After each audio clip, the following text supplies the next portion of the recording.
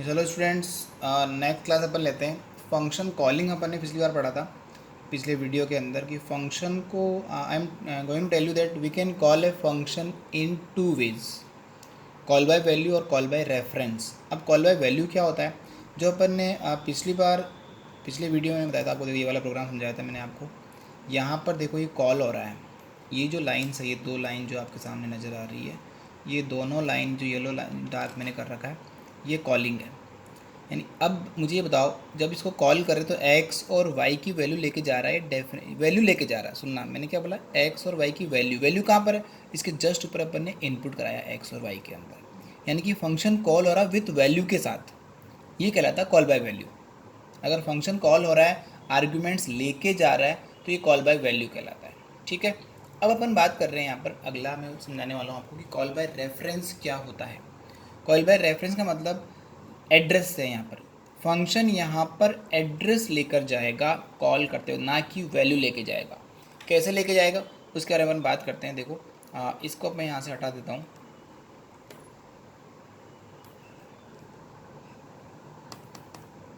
यहाँ देखो, web two illustrate call by reference, include iostream.h clear है, इंट मेन क्लियर है, काउंट एक वेरिएबल लिया अपन ने जिसकी वैल्यू 0 है, समझना आप ध्यान से, void ref int end। अब इस लाइन को देखो, आपको ऐसा लग रहा है कि ये फंक्शन प्रोटोटाइप है। यस ऑब्वियसली, इसका मतलब फंक्शन प्रोटोटाइप को आप प्रोग्राम में कहीं पर भी डिक्लेयर कर सकते हैं। जनरली अभी अब तक अपन ने क्या किया था, इंट मेन के बाहर किया था। आप फंक्शन प्रोटोटाइप को कहीं पर भी यूज़ करने से पहले आप इसको डिक्लेयर कर सकते हैं। तो मैंने इसको, आप चाहो तो इंट मेन के बाहर भी लिख सकते हैं, कोई प्रॉब्लम नहीं होगी। ठीक है। तो वॉइड फंक्शन नाम क्या है, REF, रेफरेंस ही रख दिया अपन ने। अब देखो यहाँ पर इंट के साथ मैंने एक ऑपरेटर लगाया, ये ऑपरेटर M% है, एड्रेस ऑपरेटर है ये। ठीक है। क्या ये एड्रेस, मैं बता रहा हूँ पहले ही मैंने आपको, ये एड्रेस ऑपरेटर है। ठीक है। अगर सिर्फ इंट लिखता मैं तो इसका मतलब एक वैल्यू को भेजने वाले। अब यहाँ पर ये शो कर रहा है कि हम फंक्शन को रेफरेंस से कॉल करेंगे, एड्रेस से कॉल करेंगे। देखो इसका इम्पैक्ट क्या आता है वो देखते हैं अपन। देखो यहाँ अपन आए, cout count, value of count लिख दो आप चाहो तो। यहाँ पर जैसे मैंने लिखा वैल्यू ऑफ काउंट, काउंट कितना है देखो यहाँ पर 0, तो ऑब्वियसली यहाँ पर 0 प्रिंट करेगा। आउटपुट क्या आएगा, 0 आएगा इसका। क्लियर।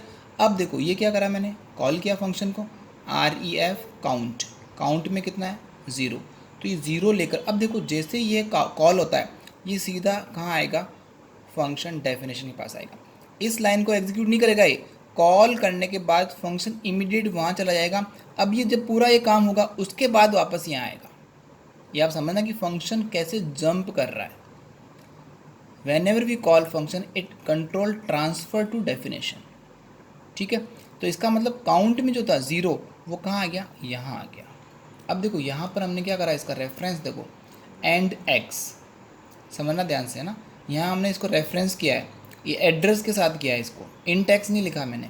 और अब देखो क्या हो रहा है, x equal to x plus 1 किया मैंने। इसका मतलब क्या हुआ, 0 + 1। अब यहाँ पर जो कॉल बाय रेफरेंस का मतलब देखो समझना आप। अब यहाँ पर एक्स और काउंट जो है, समझ लो एक ही इंसान के दो नाम है।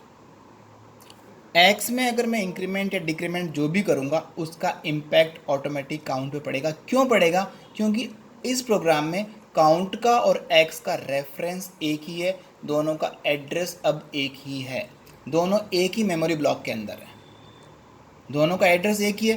तो अगर एक ही एड्रेस है तो इसका मतलब वायरस यहाँ भी फैल गया, और जो इफेक्ट इस पर पड़ेगा वो इफेक्ट इस पर भी होने वाला है।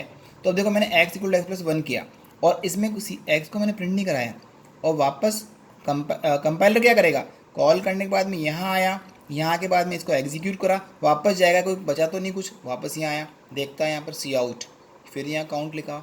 यानी देखो ये लाइन और ये लाइन दोनों सेम है, यहाँ भी वैल्यू ऑफ काउंट है, यहाँ भी काउंट है, लेकिन यहाँ पर आंसर कितना आएगा, 1 आएगा। क्यों, क्योंकि हमने x में इंक्रीमेंट किया है। और मैंने बताया आपको रेफरेंस के अंदर जब अपन रेफरेंस में सेट करते हैं तो काउंट का और x का रेफरेंस एक ही हो गया, बोले तो एड्रेस एक ही हो गया। और जब एड्रेस एक ही हो जाता है किसी दो वेरिएबल्स का, तो उनकी जो वैल्यूज़ है, आप किसी भी नाम को यूज़ कर लीजिए, यहाँ अगर मैं count equal to count plus one भी करूँगा तो अभी वन का इंक्रीमेंट इसमें कर देगा। यहाँ x equal to x plus one किया तो क्या हुआ, एक्स में इंक्रीमेंट किया, इसका मतलब काउंट में ऑटोमेटिक इंक्रीमेंट हो गया। देखो काउंट को मैंने यहाँ पर मैंने प्रिंट ही नहीं कराया, यहाँ प्रिंट करा रहा हूँ और ऑटोमेटिक वन प्रिंट करेगा ये। ठीक है, इतना इफेक्ट आता है इसका जब अपन इसको रन करते हैं। तो इसको अपन रन करते हैं, देखो एक बार थोड़ा सा अपन इसमें करेक्शन कर लेते हैं। देखो यहाँ पर जो लाइन है आफ्टर रन लिख देता हूँ, या काउंट वैल्यू ऑफ काउंट यहाँ लिख दिया मैंने आफ्टर एग्जीक्यूट, जिससे आपको ध्यान रहे कौन सी वैल्यू क्या। दोनों काउंट देखो, यहाँ भी काउंट को प्रिंट करा रहा हूँ, यहाँ भी काउंट को प्रिंट करा रहा हूँ मैं, क्लियर। और यहाँ पर एक अपन गेट ch भी यूज़ कर लेते हैं, जिससे कि आपका प्रेस यानी कि टू कंटिन्यू वाला मैसेज नहीं आए जब अपन एग्जीक्यूट करें इसको। ठीक है, और अब देखो इसको रन करते हैं प्रोग्राम को अपन, इसी को कॉपी पेस्ट कर लेते हैं उधर सी के अंदर।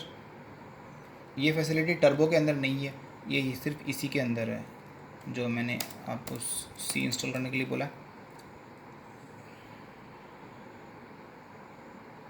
ये हमने सेलेक्ट किया इसको और इसको हम कॉपी कर रहे हैं कहाँ पर, C++ के अंदर। ये कॉपी कर दिया अपन ने इसको, और देखो गेट cs लगाया तो हेडर फाइल भी ये मांगेगा अपने से, तो हम लगा देते हैं। ये हो गया इसका हेडर फाइल। ठीक है, अब देखो रन करते हैं अपन।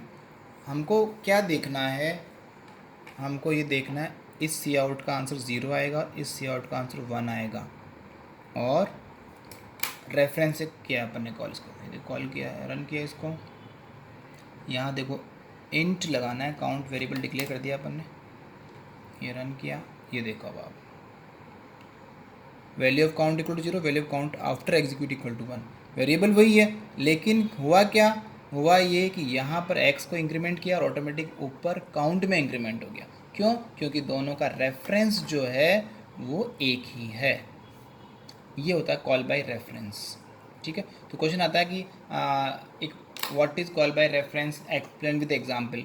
तो आपको ये समझाना है कि ये एग्जांपल हो गया, और what is call by reference कि when we call a function with the help of reference it is called call by reference. Clear. तो आप इसको प्रैक्टिस करना कि कैसे हो, और भी एग्जांपल आप ले सकते हैं इसके अंदर। और आप जैसे यहाँ पर मैंने यहाँ लिखा है, आप जैसे चाहें तो मैं यहाँ पर भी अगर मैं सी आउट एक्स करूँगा, जैसे मैंने यहाँ लिखा cout suppose value of x, तो यहाँ क्या वैल्यू आती है वो भी आप चेक कर सकते हैं। वैल्यू ऑफ एक्स रन करते हैं इसको, देखो अपन